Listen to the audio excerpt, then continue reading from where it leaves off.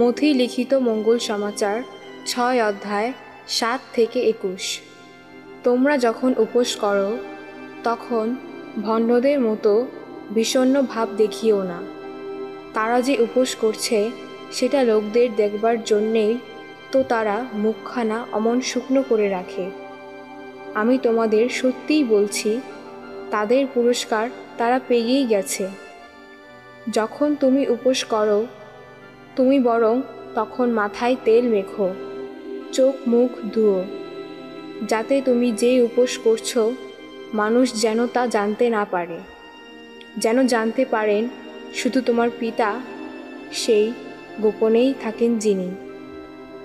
তাহলে তোমার পিতা যিনি গোপন সব কিছু দেখতে পান তিনি তোমাকে পুরস্কৃতই করবেন।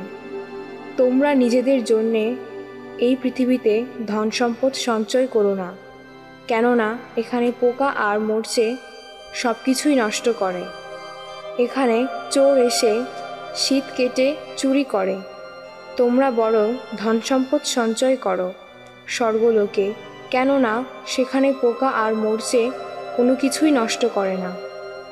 চোরও শীত কেটে চুরি করতে আসে না। যেখানে তোমার ধন সম্পদ তোমার মনটাও তো সেখানে পড়ে থাকবেই।